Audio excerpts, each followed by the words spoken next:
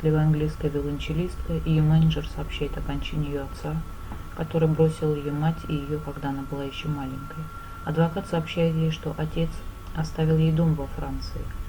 Кроме того, ее менеджер узнает от адвоката, что Роуз – дочь гениального композитора, который вел затворнический образ жизни. После того, как Роуз уходит, адвокат сообщает менеджеру Роуз, как умер ее отец. Он поджег себя напротив дома.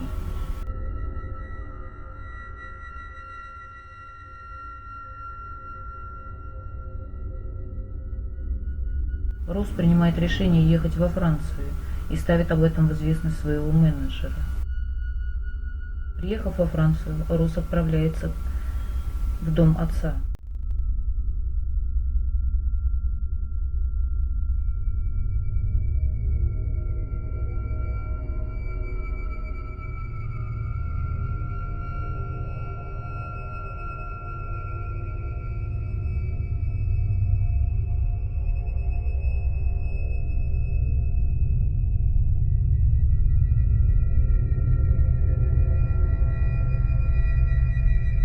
В доме Роуз встречает домработницу своего отца.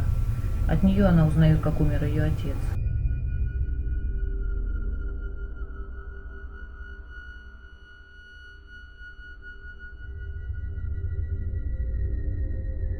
Также Роуз обнаружила в столе отца сонату, музыкальную сонату, которую сочинил ее отец.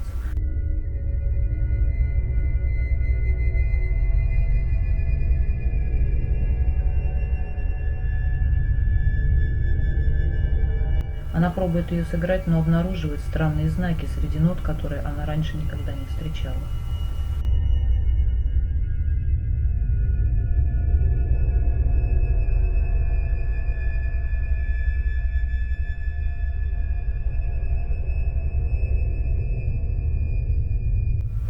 Она сообщает об этом своему менеджеру.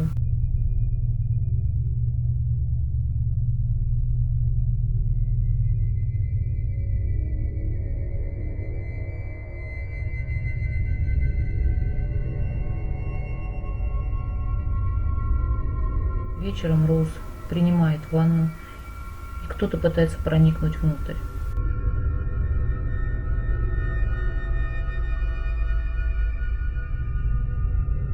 Когда Роуз выходит, то никого не находит. Неожиданно бой часов пугает ее. Роуз подходит к часам, чтобы остановить их, и обнаруживает знак, который был использован в сонате отца. Роуз высылает фото сонаты своему менеджеру. Эксперт, увидев сонату, сообщает, что это гениальное произведение, что знает человека. В это время Роуз обнаруживает мистические книги в доме отца.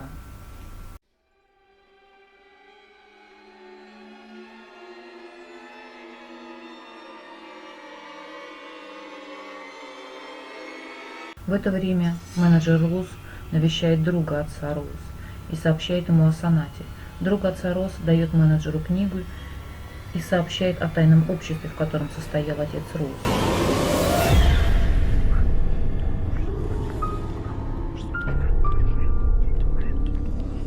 В это время Роуз обнаруживает среди документов отца вырезки из газет о ней. Отец следил за ее творчеством. Смяв одну из ненужных бумаг, Роуз бросает ее в камин и обнаруживает еще один знак.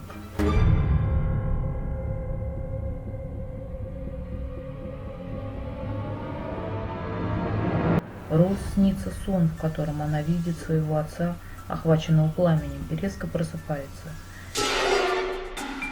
Испугавшись стука, Роуз спускается вниз по лестнице, но обнаруживает своего менеджера, который успел проникнуть в ее дом. Он показывает Роуз книгу со знаками и объясняет, что они значат. Роуз сообщает ему, что уже нашла два знака в доме и показывает их.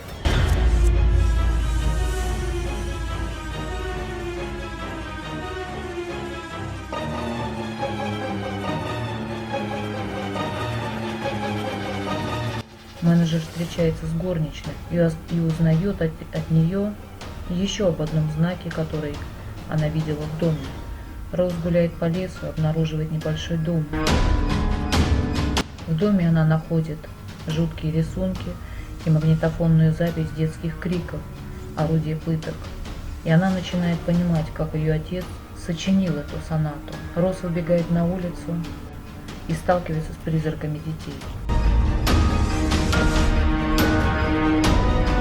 Прибежав домой, она сообщает все своему менеджеру и говорит ему, что эту сонату нужно уничтожить.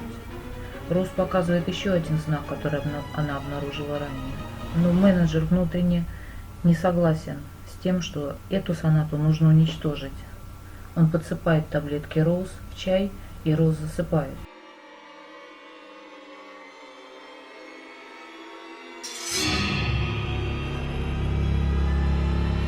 Менеджер находит еще один знак, и этот знак предназначен для Роуз. В этот момент он видит призрака отца.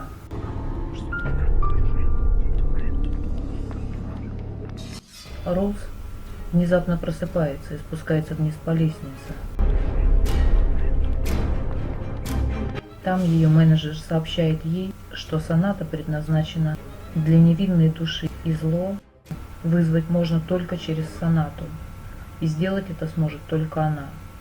Он заставляет ее играть собственной импровизацией.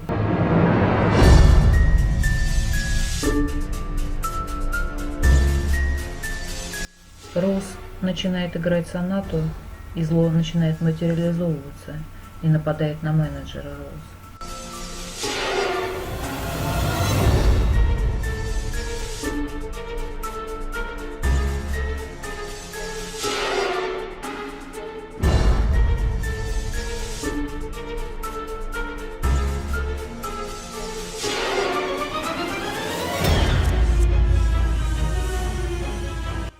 Мертвого менеджер обнаруживает горничная.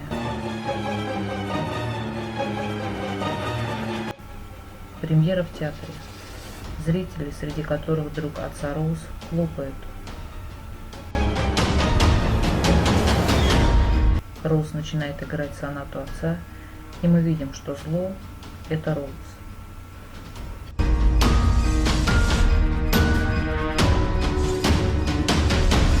Мне фильм на самом деле очень понравился, сыграли очень хорошие актеры, фильм достаточно захватывающий, немножко непонятно, почему фильм не настолько раскручен, как другие фильмы. Возможно, вы этот фильм найдете в более хорошем качестве и сможете его сами посмотреть. На сегодня все, с вами была я, Галина Вилсон. Всем страшных сновидений, пока.